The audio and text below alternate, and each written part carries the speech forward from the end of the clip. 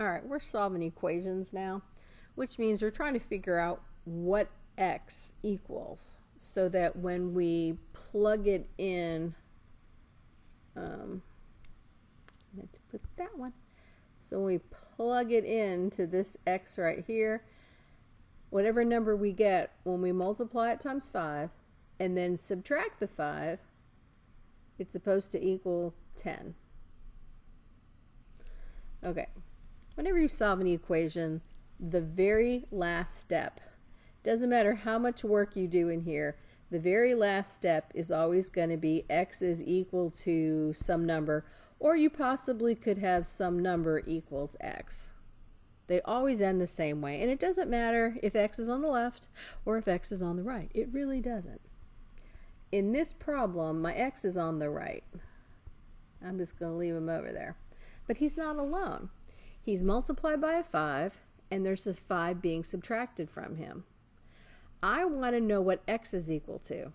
Right now, I know that 5x minus 5 equals a 10. I want to know what x equals. So, I am going to eliminate the 2 5s. And it doesn't matter which order you get rid of them, but it does make it easier if you wait and make your last step dividing by the coefficient on the x. So I'm going to get rid of the minus 5 first by adding 5. And of course, a negative 5 and a positive 5 cancel out. But you got to keep this balanced. On the left side of the equal sign, I'm going to add the 10 and the 5, and that's 15. And on the right side, the negative 5 and the positive 5 cancel out. So you're just left with the 5x.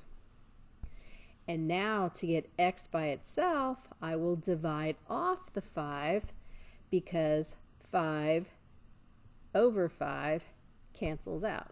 But what you do to one side, you got to do to the other.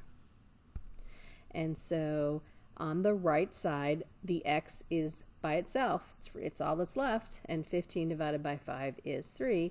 And right there you can see that 3 equals x, which is the same thing as x equals 3. It doesn't matter.